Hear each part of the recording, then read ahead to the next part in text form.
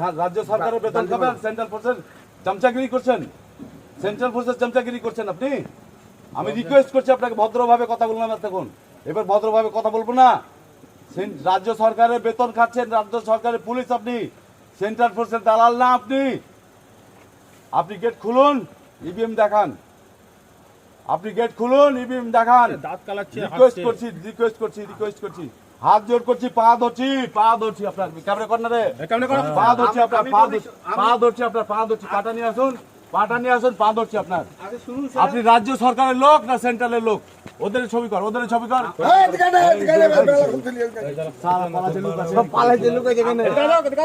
আপনি আমাদের রাজ্য সরকারের পুলিশ তো কেন ছিলেন না? সবাই সবিলে আমরা ঝগড়া মারপিট করতে আসিনি, পারবো না। সেন্ট্রালের সঙ্গে লড়াই করে পারবো না। সেন্ট্রালের লড়াই সঙ্গে করে দিদি তো পারে না, তো বাইরনকে দিদি পারে না, অভিষেকটা পারে না সেন্ট্রালের সঙ্গে লড়াই করে। বাইরন কে? এই ভদ্রলোক এদিকে আসেন, গেটটা খোলেন, গেটটা খোলেন বলছি। আপনার চাকরি চলে যাবে, বাংলায় থাকতে পারবেন না, দিল্লিতে থাকতে হবে, দিল্লিতে থাকতে হবে। এই চামড়া তুলে দেবো আপনাকে, বলছি গেটটা খোলেন। কেউ ঢুকবি না, এক দুজনাই, যাদের আইডি আছে, টেকনিক্যাল ফল্ট সব বুঝি আমরা, সব বুঝি। ভোটের আর দরকার নেই বাংলায়, ভোট আর চলবে না বাংলায়, আর ভোট চলবে। আমি আমার বিধানসভা হারছি, জঙ্গিপুর জাকির সাহেব হারছে, শামসেরগঞ্জ নূর আলম হারছে, ফারাক্কা ওই আমাদের আমিরুল হারছে।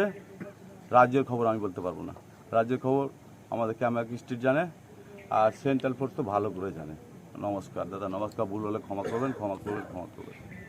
আমি আর একটা কথা, আমি চাই বিজেপি জিতুক, বিজেপি সরকারে আসুক। আমি চাই কংগ্রেস জিতুক, কংগ্রেস সরকারে আসুক। আমি চাই সিপিএম জিতুক, সিপিএম কংগ্রেসে আসুক, এই সরকারে আসুক। আমি চাই আইএসএফ জিতুক, সরকারে আসুক, কিন্তু ন্যায্যভাবে। টিএমসিকে থাকার কোনো পজিশন দিদি চাই না ওই রকম জোর জবরদস্তি করে। অভিষেক দা চাই না জোর জবরদস্তি করে। জোর জবরদস্তি লুটপাটি আমরা শিখিনি, আমাদেরকে ওটা শেখায়নি, ওটা আমাদেরকে শেখায়নি, দিদিও শেখায়নি, এবিদাও শেখায়নি। আমি এখন কলকাতা বেরাচ্ছি, কামাকি স্ট্রিট যাচ্ছি।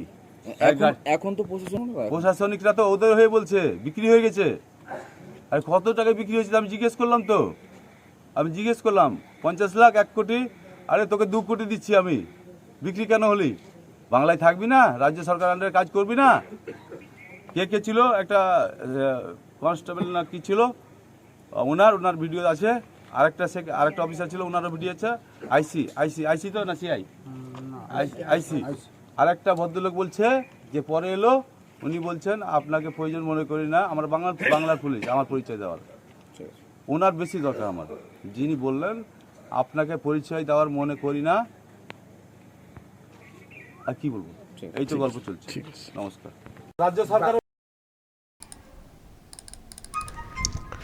যাতে মাতাল কিন্তু তালে ঠিক, যে কথাগুলো উনি বলেছেন মুখ ফসকে বলে ফেলা, সেটা কিন্তু না। নিশ্চয়ই দর্শক বুঝতে পারছেন। উনি যে এখানে গিয়ে এই যে সেন্টারে ঢোকার চেষ্টা, ইভিএম সব ঠিক আছে কিনা দেখার জন্যে বলা, পায়ে পড়ে পায়ে ধরা, এগুলো ওই যে সুস্থ তো ছিলেন বলে মনে হয়নি, সেখান থেকে হয়তো একটু বেশি এগুলো করেছেন। কিন্তু যে কথাগুলো বলেছেন সেগুলো কিন্তু মানে ফেলে দেওয়ার না, কথাগুলো কিন্তু ভিতরের কথাগুলো যেগুলো, সেগুলো কিন্তু ভিতরের সত্য কথা, সেগুলো কিন্তু উনি বলেছেন। ভালো করে নিশ্চয়ই আপনারাও দেখলে নিশ্চয়ই বুঝতে পারছেন প্রথম থেকে শেষ পর্যন্ত। অভিযোগটা কি? অভিযোগ হচ্ছে যে ওখানে নাকি সিসিটিভি বন্ধ ছিল বা ঠিক সময়ে চালু রাখা হয়নি। ওনার সন্দেহ ওর মাঝে কিছু হয়েছে, ইভিএম কিছু করাটারা হয়েছে, উনি দেখতে চান কেন সিসিটিভি বন্ধ থাকবে, এটা হচ্ছে ব্যাপার। এই জন্য উনি আসেন। তো এসে বেঙ্গল পুলিশ নাকি পাত্তা দিচ্ছে না, বেঙ্গল পুলিশ নাকি বিক্রি হয়ে গেছে, অনেকই অভিযোগ তুলছেন। উনি কেন, ওনার দিদিও তো একই কথা বলছেন। বেঙ্গল পুলিশের একটা বড় অংশের প্রতি যে ওনাদের আস্থা নেই, শেষ হয়ে গেছে, সেটা বুঝতে পারছি, এবং বেঙ্গল পুলিশের ভূমিকাও দেখছি। আমি তো বলেই আসছি যে বেঙ্গল পুলিশের একটা বড় অংশ এবার কিন্তু দারুণ কাজ করছে, নিরপেক্ষভাবে কাজটা করছে। তো সেটা তো ওনাদের সহ্য হচ্ছে না। ওনারা চেয়েছিলেন যে ওনাদের মতো করে সব কিছু হবে। তো যেই দেখছেন যে ওনাদের কথা মতো হচ্ছে না, এখন টাকায় বিক্রি হয়ে গেছেন, এই হয়ে গেছেন, সেই হয়ে গেছেন, কত টাকায় বিক্রি হলি, আমি বেশি দেব, এরকম দরদাম চলছে। এগুলো কিন্তু ফ্যাক্ট, এগুলো কিন্তু মাতালের কথা না। এই যে কথাগুলো, এগুলো কিন্তু তৃণমূল কংগ্রেসের লোকজনদের অনেকেরই মুখের কথা। তো আর কি বললেন যে আমরা চাই বিজেপি ক্ষমতায় আসুক, সিপিএম ক্ষমতায় আসুক, আইএসএফ আসুক, কিন্তু জোর করে না। এটা এমনি যারা নেতারা হয়ে থাকেন যেভাবে কথাগুলো বলে থাকেন নর্মালি, সেই কথা। এটাও কিন্তু মাতালের কথা না, এটা কিন্তু ঠিক কথাই। তো তার মানে এই সমস্ত কথা যদি ঠিক আপনাদের মনে হয়, তাহলে ওই কথাটা ঠিক কেন মনে হবে না? আমি হাঁটছি, জাকির সাহেব হাঁটছেন, আমিনুল হাঁটছেন, তাহলে ওই কথাটা কেন ঠিক হবে না? ওটাও কিন্তু ঠিক কথা, ওটাও কিন্তু ওনার মনের কথা। দিনভর এইসব ভেবেছেন, দিনভর এইসব নিয়ে চর্চা হয়েছে অন্দরে। সন্ধ্যেবেলা ওই রকম একটা মানে খবর পেয়েছেন যে সিসিটিভি বন্ধ, উনি গেছেন। আর আমি আবারও বলছি, ওনাকে সুস্থ খুব একটা লাগেনি। অসুস্থ অবস্থায় যেমন অনেক মানুষ ভুল কথা বলে ফেলেন, কিন্তু অনেক মানুষ আবার সত্য কথাটাও ওই রকম যখন নিজেকে ঠিক থাকে না, যখন রাখতে পারে না, তখন সত্য কথা অনেকে বলে ফেলেন। আমি মাতাল হিসেবে একটা লোকের নাম বলছি, উনি মাতাল সেটা বলছি না। মাতালরা দেখবেন মাতাল অবস্থায় অনেক সময় অসংলগ্ন কথা বলে ফেলেন, যেগুলো ঠিক না। কিন্তু মাতাল অবস্থায় অনেকে যেগুলো সুস্থ অবস্থায় মানে বলতেন না, চেপে রাখতেন, সেটা কিন্তু বলে দেন। নিশ্চয়ই বুঝতে পারছেন। তো উনি যেভাবে এই কথাগুলো এখানে বলেছেন, বাকি যেসব কথা পুলিশের বিরুদ্ধে অভিযোগ, তারপরে আমরা জোর করে আমাদের দিদিমণি শেখাননি লুটপাট করা, এটাও কিন্তু সচেতন কথা। কিন্তু ওনারা কীভাবে ভোটে লুট করেন, কীভাবে ভোট করেন, সেটা আমরা সবাই জানি।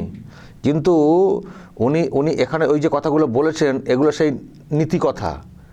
তার মানে ওই যে বললাম না, মানে কেউ হয়তো ভাববেন যে উনি হয়তো কিছু খেয়ে ফেলেছেন, অসুস্থ, সেটা অন্য প্রশ্নের।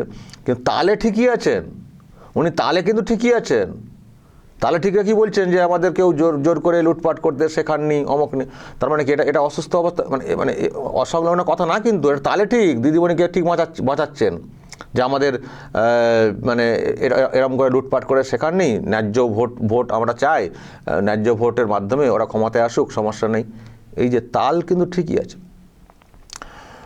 তারপরে সেন্টারের সঙ্গে দিদি পেরে উঠছেন না, অভিষেক পেরে উঠছেন না, সে তো আমরাও বুঝি, পেরে ওঠেন না, সেটা ওনারাও ফিল করেন, এটা আবার বলেও ফেলছেন। মানে যেমন দিদিকে বাঁচানোর ওই রকম প্রয়াস, বাঁচানো বলতে ওই যে লুটপাটের ব্যাপারটা যেমন ওরকম করে বলছেন, গার্ড করে বলছেন, তেমনি আবার অনেক সত্য কথা উগড়ে দিচ্ছেন যে অভিষেক ব্যানার্জি এরা পারেন না, পেরে উঠছেন না, অমক তমক, সত্য কথা।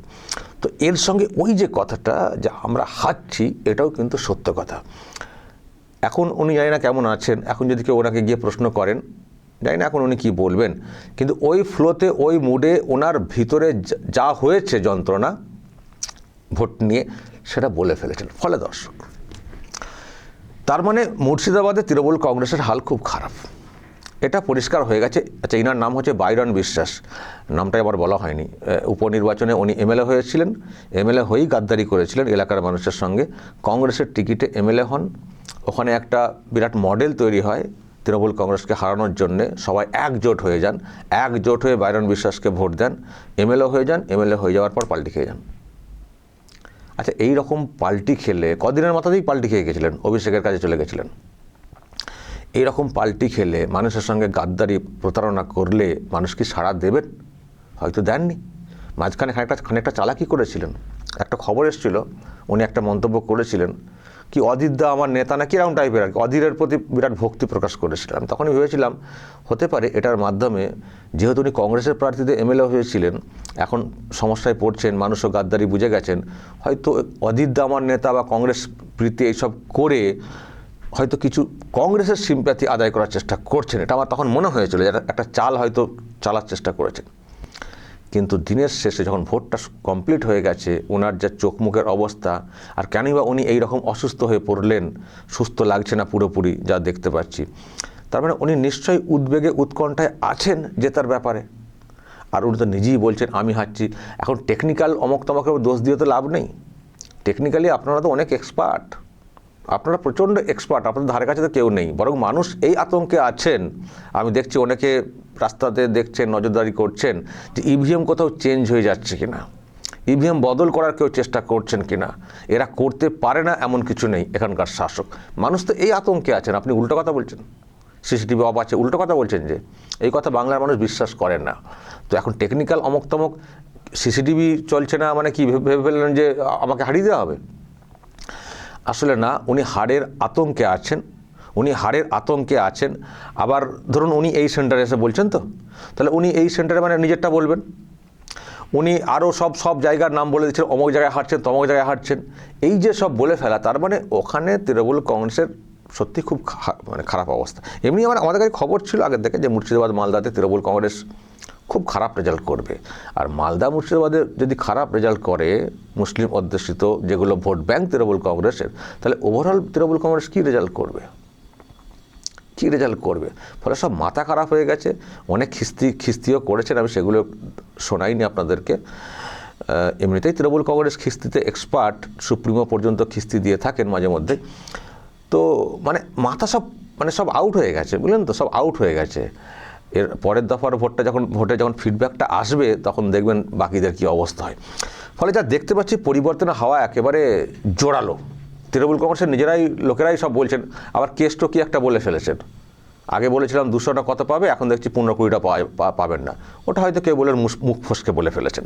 এখন মুখ ফসকে বলুন, আবার এরকম মানে অচেতন অবস্থায় বলে ফেলুন, যাই বলুন, যে কথাগুলো সামনে আসছে না, এতে করে আর যাই হোক তৃণমূল কংগ্রেসের বাকি অংশটা চুপসে যাচ্ছে। আর যারা পরিবর্তন চাইছেন, পরিবর্তনকামী মানুষ, তারা আরও উৎসাহিত হচ্ছেন। এর সবের ইফেক্টটা গিয়ে কিন্তু পড়বে দ্বিতীয় দফার ভোটে। দেখবেন দ্বিতীয় দফাতে কীরকম ভোট হয়। প্রথম দফার ভোট কি দেখেছেন? এমনি আমরা দেখে আমরাও খুব আপ্লুত হয়েছি যে ভোট পার্সেন্টেজ আর ভোটের যা মানে আসছে, ইঙ্গিত আসছে। এই যে পজিটিভ একটা হাওয়া তৈরি হয়েছে পরিবর্তনের জন্যে, এর ইম্প্যাক্টটা কিন্তু পড়বে পুরো দ্বিতীয় দফাতে। কত সুইং হবে দেখবেন। এই ভোটের আগে পর্যন্ত যারা ভেবেছিলেন যে এবারও টিএমসিকেই দেবো, হয়তো কেউ ভেবেছিলেন, দেখবেন তারাও কীভাবে সুইং করছেন যারা হাওয়া দেখে ভোট দেন। ফলে তৃণমূল কংগ্রেস একেবারে পাত্তারি গুটিয়ে নেওয়ার পথে, কারণ নেতারাই স্বীকার করে নিচ্ছেন আমরা হারছি। তাহলে আর এনাদেরকে কে বাঁচাবেন? দর্শক বলবেন যা বলার, যা সব দেখছেন শুনছেন, কি বুঝছেন, অবশ্যই মতামত রাখবেন, বলবেন কমেন্ট বক্সে, নজর রাখবেন আরামবাগ টিভিতে।